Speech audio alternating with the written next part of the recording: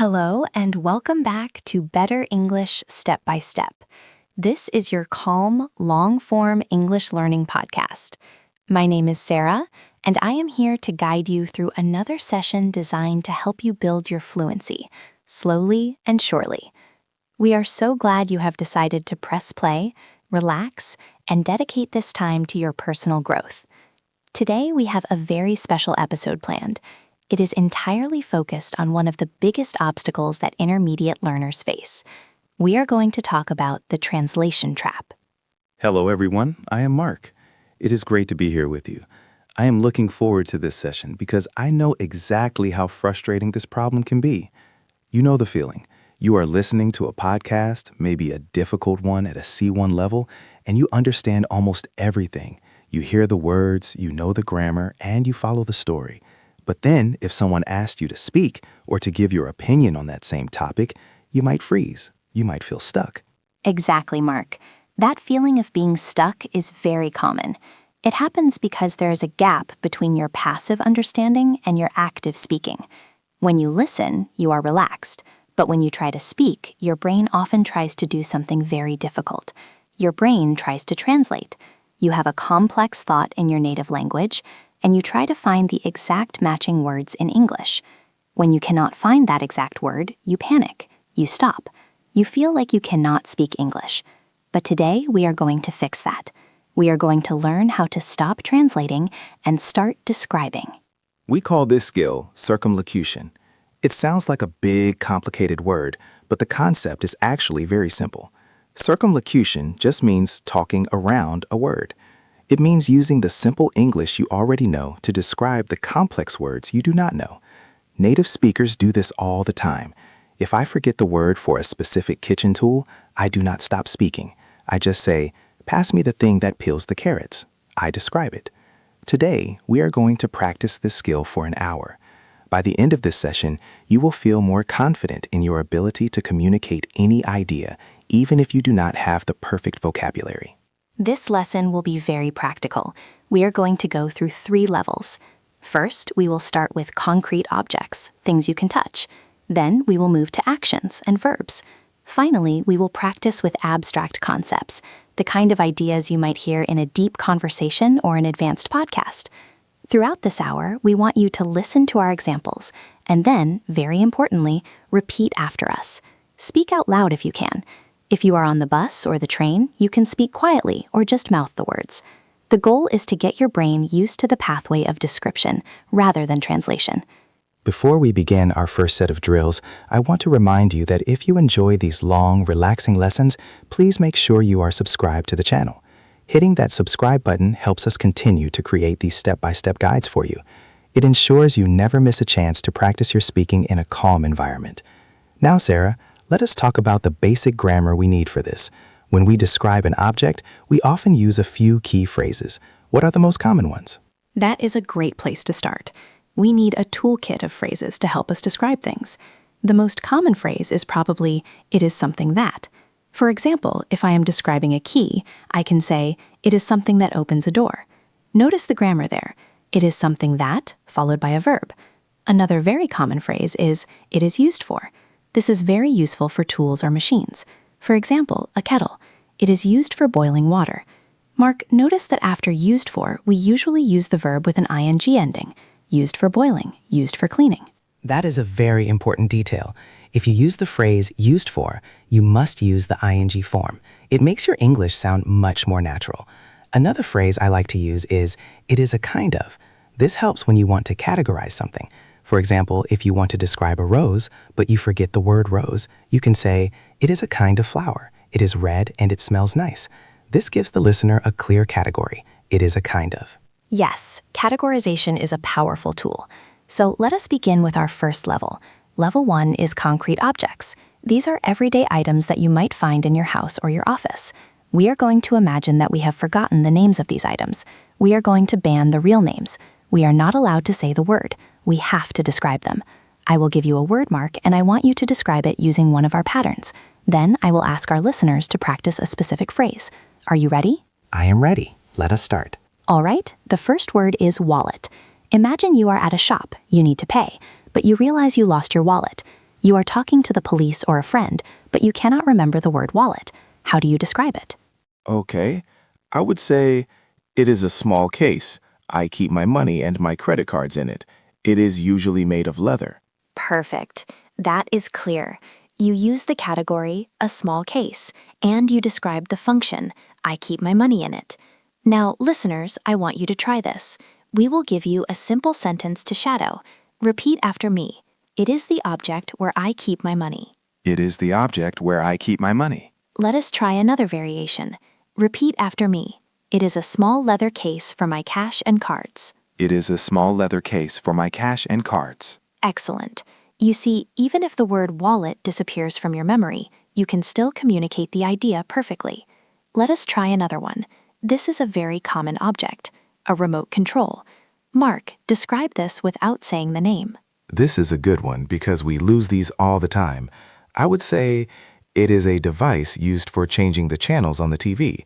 Or I might say it is the thing I use to turn the volume up and down. Very good. Notice Mark used the word device.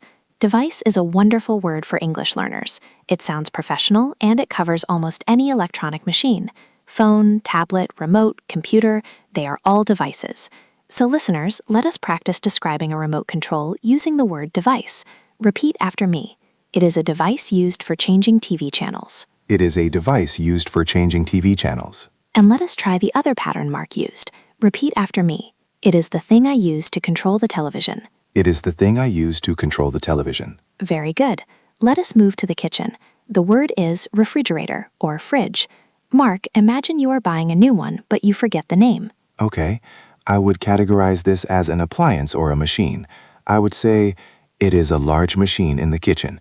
It keeps food cold and fresh. Or simply, it is where we put the milk and vegetables. I like that second one. It's very direct. It is where we put the milk. Sometimes the simplest description is the best. You do not always need complex grammar. You just need to be understood. Listeners, let us practice both. First, the more formal one. Repeat after me. It is a kitchen appliance that keeps food cold. It is a kitchen appliance that keeps food cold. Now the simple direct version. Repeat after me. It is the place where we store fresh food. It is the place where we store fresh food. Doing this exercise helps you realize that you do not need the specific noun to survive in English. You can navigate the world with definitions. Let us try one from the office. Stapler. This is a word people often forget. Mark, how would you ask for this in an office if you forgot the name? I would say, "Excuse me, do you have the tool used for joining papers together? It puts a little piece of metal through the paper." That is a great description. You describe the action, joining papers, and you even describe the metal piece. That is very visual. Listeners, let us practice this structure. Used for joining. Repeat after me. It is a tool used for joining papers together. It is a tool used for joining papers together. And let us try one with the word machine, just to be simple. Repeat after me. It is the small machine that connects pages. It is the small machine that connects pages. Let us try something bigger, an ambulance. This is an important one in an emergency. If you panic and forget the word ambulance, you still need to call for help. Mark, what do you say? This is crucial. You cannot be silent here. I would say it is the emergency vehicle. It takes sick people to the hospital. Or it is the van with the flashing lights and the siren. Yes, vehicle is another great category word, like device. A car, a bus, a truck, an ambulance, they are all vehicles. If you know the word vehicle, you can describe anything on wheels. Listeners, practice this with us. Repeat after me.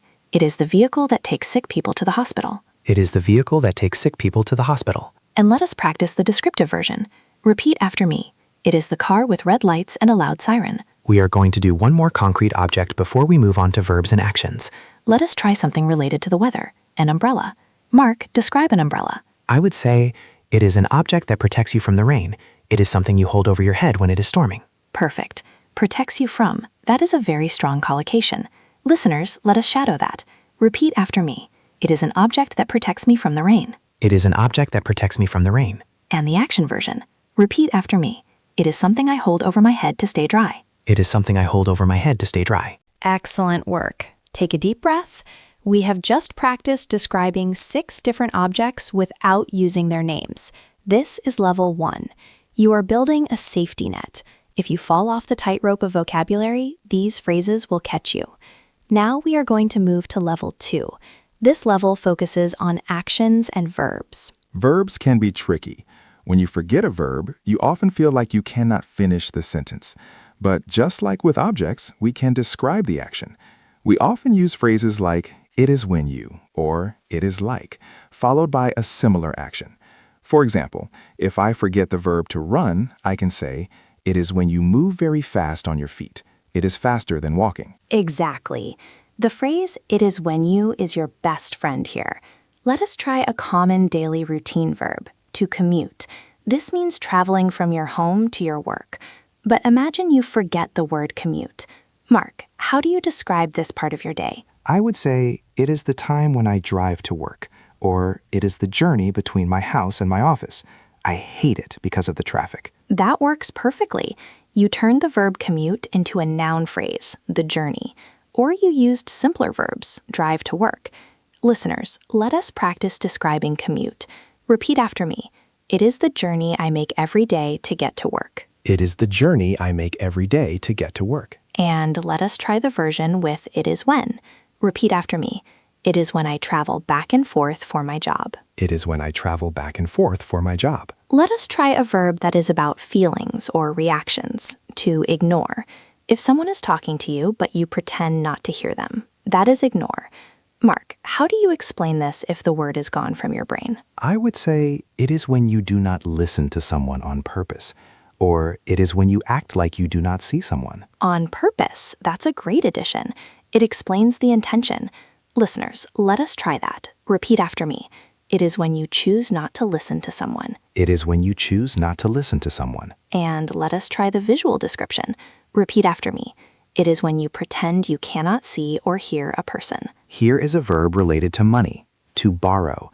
Learners often confuse borrow and lend, so describing it can actually help clarify which one you mean. Mark, you want to use my pen. You want to borrow it. How do you ask? I would ask, can I use your pen for a moment? I will give it back. Or I could explain the concept.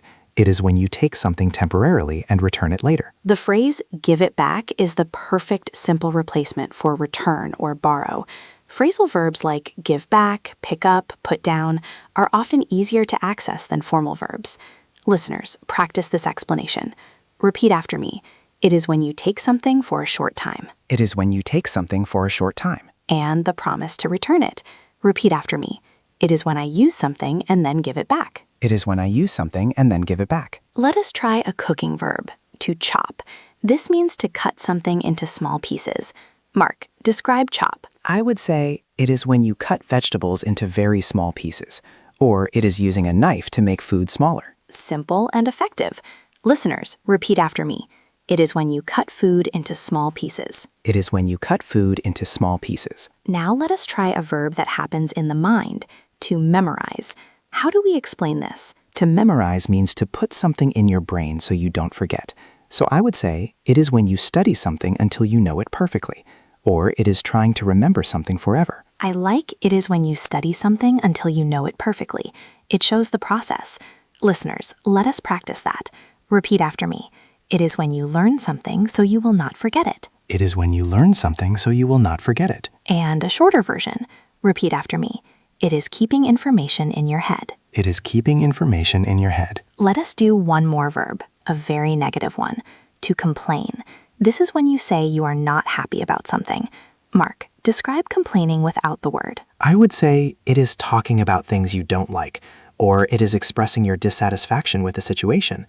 But dissatisfaction is a hard word too, so I will stick to simple. It is saying that something is bad or wrong. Right. If you get stuck on dissatisfaction, just go back to basics. Saying something is bad. Listeners, repeat after me. It is when you speak about things that annoy you. It is when you speak about things that annoy you. And another clear one. Repeat after me. It is telling someone that you are not happy with the service. It is telling someone that you are not happy with the service. You are doing a wonderful job. We have covered concrete objects and active verbs. Now, I want you to take a moment to notice how you feel. Hopefully, you are feeling a bit more relaxed. You are realizing that you have many tools in your toolbox. You do not just have one hammer. If you do not have the hammer, you can use the screwdriver. If you do not have the word, you have the description. This is the path to fluency. It is not knowing every word. It is being able to handle every situation. That is so true, Sarah. Fluency is about flow. It is about keeping the conversation moving. When you stop to translate, you break the flow. When you describe, you keep the flow going. Now we are going to move to level 3. This is the most challenging level, but also the most rewarding. We are going to look at abstract concepts. These are words that describe feelings, ideas, or states of being. These are the kinds of words you might hear in an advanced podcast, like the one we used as an inspiration for this topic. Yes, abstract words are often where the translation trap is the worst. Concepts like freedom, success, or nostalgia are hard to pin down, but we can still describe them using our simple structures. For abstract nouns, we often use the phrase, "it is the feeling of," or "it is the idea that," or "it is when you have." Let us start with a word that is very relevant to many of our listeners, ambition. Ambition is the desire to be successful or to achieve great things. But if you forget the word ambition, how do you describe a person who has it, or the feeling itself? I would say it is the strong desire to succeed. Or, if I'm describing a person, I would say he is the kind of person who wants to reach the top. He works very hard to improve his life. That is great. You shifted from the abstract noun ambition to the description of the person. That is a very smart strategy. Listeners, let us practice describing ambition. Repeat after me. It is the strong wish to be successful in life. It is the strong wish to be successful in life. Now, let us try describing the person. Repeat after me. It is the quality of wanting to achieve big goals. It is the quality of wanting to achieve big goals. Here's another one, nostalgia. This is a beautiful word, but a hard one. It means a sentimental longing for the past. Mark, how would you explain nostalgia to a child or someone who didn't know the word?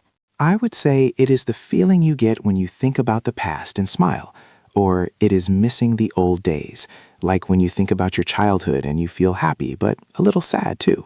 Missing the old days, that's perfect. It captures the essence completely. Listeners, let's capture that feeling. Repeat after me. It is the feeling of missing the past. It is the feeling of missing the past. And let us try a slightly longer one to build your stamina. Repeat after me. It is an emotional connection to happy memories from long ago. It is an emotional connection to happy memories from long ago. Let us try a concept related to work and business. Entrepreneur. This was a big topic in the other video. An entrepreneur is someone who starts their own business. It's a French word originally, and it can be hard to pronounce. So describing it is a great alternative. Mark? I would describe the person. I would say it is someone who creates their own job, or it is a person who starts a company and takes the risk. Takes the risk is a very advanced and accurate detail. It shows you really understand the concept. Listeners, let's practice defining an entrepreneur. Repeat after me. It is a person who starts their own business. It is a person who starts their own business. And let us add the risk element. Repeat after me. It is someone who works for themselves and takes risks. It is someone who works for themselves and takes risks. What about the concept of procrastination? This means waiting until the last minute to do something, putting things off. Mark, how do you explain this bad habit? I would say it is when you delay doing your work because you are lazy or scared, or simply, it is waiting until the very last moment to start. Delay is a good verb here, and waiting until the last moment is a very natural phrase. Listeners, let us shadow that.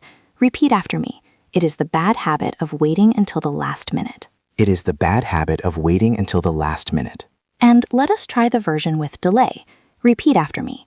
It is when you delay important tasks for no good reason. It is when you delay important tasks for no good reason. Let us try a positive one, reliability. If a car has reliability, it starts every morning. If a person has reliability, you can trust them. Mark, describe reliability. I would focus on trust. I would say it is the quality of being trustworthy. It means doing what you say you will do. Or for a machine, it means it always works. Doing what you say you will do. That is a beautiful, simple definition of a complex noun. Listeners, let us practice that. Repeat after me. It is the quality of being someone people can trust. It is the quality of being someone people can trust. And let us try the definition for a machine. Repeat after me.